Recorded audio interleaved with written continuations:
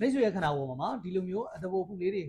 ကမဲ့လားဒါမှမဟုတ်လို့ရှိရင်အတဘောပဲလားဆိုတာဝေခွဲမရဖြစ်နေပါသလားအဲ့တော့ကျွန်တော်တို့ရဲ့ရေပြားပေါ်မှာဒီအစီဘူးလိုမှဲ့လိုအတဘောလိုအဖူလေးတွေတော်တော်များများထွက်လာကြတယ်ပေါ့နော်လူတော်များများကဒါအမှဲ့လိုအတဘောလိုဝေခွဲမရဖြစ်နေကြတယ်မှားနေကြတယ်ပေါ့နော်ဒီနေ့မှာတော့ဒါကအတဘောလားမှဲ့လားဆိုတာခွဲခြားပြပေးသွားမှာမလို့ဒီဗီဒီယိုလေးကိုစောင့်ကြည့်ပေးပါမင်္ဂလာပါကျွန်တော်တော့ထွေထွေနဲ့လှပရေးရအောင်ဒေါက်တာနေဖြစ်ပါတယ်ပထမဆုံးတစ်ခုကတော့ကျွန်တော်တို့အတဘောပေါ့နော်အတဘောဆိုတာရေပြားကနေထိုးထွက်နေတဲ့ဒီအသားစအပိုလေးကိုခေါ်တာပါအဲ့တော့သူ့ရဲ့ထူးခြားချက်ကတော့သူကရေပြားနေအပြင်ကိုထိုးထွက်နေတော့သူကရေပြားနဲ့ဒီအဖူလေးနဲ့ဆက်ထားတဲ့အမြင့်တန်းလေးရှိနေတယ်ပေါ့နော်အဲ့တော့ကင်ကြည့်ရင်လှုပ်စီနဲ့နေတတ်တယ်ပေါ့နော်သူကဘယ်လိုနေရာတွေမှာအဓိကဖြစ်များလဲဆိုတော့ကျွန်တော်တို့မျက်နှာလိုမျိုးတွေမှာလည်းဖြစ်တတ်တယ်ကျွန်တော်လေဘင်းတွေဂျိုင်းတွေပေါင်ချန်တွေနောက်အင်ကြီးဝတ်စားဒီပွတ်တိုက်မှုများတဲ့နေရာတွေအဓိကဖြစ်ကြတယ်ပေါ့နော်အဲ့တော့ဒီလိုသဘောလေးကဘာကြောင့်ဖြစ်တာလဲဆိုတော့ကျွန်တော်ခုနပြောတဲ့ပွတ်တိုက်မှုများလို့လည်းဖြစ်နိုင်တယ်ဒါမှမဟုတ်လို့ရှိရင်ကိုယ်လေးကြီးတက်လာလို့လည်းဖြစ်တယ်နဲ့ဒါမှမဟုတ်ကိုယ်ဆောင်ချိန်မှာဟော်မုန်းပြောင်းလဲကြောင်းမလို့ဒီအသဘောလေးတွေထွက်လာတတ်ပါတယ်ဒီသဘောလေးတွေကတော့သူကကင်ဆာပြောင်းနိုင်ခြင်းလုံးဝမရှိပါဘူးစိုးရိမ်စရာမရှိဘူးဒါပေမဲ့ဒီအလှပအတွက်တော့ပြဿနာရှိတယ်ပေါ့နော်တချို့ကြတော့ဒီမျက်နှာပေါ်တွေလေဘင်းတွေမှာလူမြင်တဲ့နေရာတွေမှာဒီအသဘောဖုတွေအများများလာလို့ရှိရင်ကြောင့်မျက်နှာရှင်းရှင်းလင်းဖြစ်ပြီးပဲနဲ့မျက်နှာညစ်လာတာမျိုးရှိတတ်တယ်ဒီလိုမျိုးဆိုလို့ရှိရင်ကိုကယုံကြည်မှုမရှိဘူးဆိုလို့ရှိရင်တော့ကုသမှုခံယူတင်တယ်ပေါ့နော်အဲ့တော့ဒီအသဘောလေးတွေဟာသူကဒီအသားရောင်လိုမျိုးဖြစ်တတ်တယ်တချို့ကြတော့လည်းဒီညွန့်ညစ်အရောင်လေးတွေရှိတတ်ပါတယ်ဒုတိယချက်ကတော့ကျွန်တော်တို့ဒီမှဲ့ပေါ့နော်အမှဲ့ကဘာကြောင့်ဖြစ်တာလဲဆိုတော့ကျွန်တော်ဒီရောင်ချယ်ဆဲဖြစ်တဲ့ melanin ဓာတ်တွေရေပြားပေါ်မှာလာပြီးစုပုံလာလို့ဖြစ်တာအဲ့တော့ဒီ melanin ဓာတ်ကသူကဒီမဲတဲ့အတွက်ကြောင့်မလို့ကျွန်တော်ဒီမှဲ့ရဲ့ပုံစံမဲညိုမဲသို့မဟုတ်ပန်းရောင်လေးလည်းရှိတတ်တယ်ပေါ့နော်မဲကတော့သူကအသဘောလိုမျိုးအပေါ်ထိုးထွက်နေတာဖုထွက်နေတာမရှိဘူးရေပြားနဲ့ကတ်နေတာသို့မဟုတ်ရေပြားပေါ်မှာဖောင်းဖောင်းလေးဖြစ်နေတာဒီလိုမျိုးဖြစ်တတ်တယ်အဲ့တော့မှဲကတော့လူရဲ့ခန္ဓာကိုယ်ရဲ့နေရာဆုံးမှာ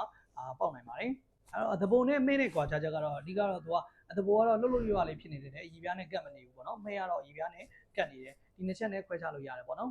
်အဲ့တော့ကျွန်တော်တို့အရေးကြီးတာကအသဘောကကြတော့ကျွန်တော်အလှပပြဿနာဖြစ်တယ်ဒါပေမဲ့မှဲကတော့ကျွန်တော်တို့အရင်အရေးကြီးတဲ့ရေပြားကင်ဆာကိုပြောင်းသွားနိုင်ပါတယ်အဲ့တော့ဘယ်လိုချက်တွေရှိလဲဒီမှဲကရေပြားကင်ဆာဖြစ်နိုင်လဲဆိုတာကျွန်တော် ਨੇ လိုက်ကြည့်ရအောင်အဲ့ကျွန်တော်တို့ ABCDE ဆိုတဲ့အချက်၅ချက်နဲ့ခွဲခြားပေးပါမယ် A ကတော့ asymmetry ပေါ့နော်မှဲကပုံမှန်ဆိုရင်ကျွန်တော်တို့ 1 လေးသို့မဟုတ် break ပုံလေးဖြစ်တယ်ဒါပေမဲ့ဒီလိုမျိုးကင်ဆာဖြစ်မဲ့မှဲတွေကကြတော့ပုံတံကမမှန်တော့ဘူးပေါ့နော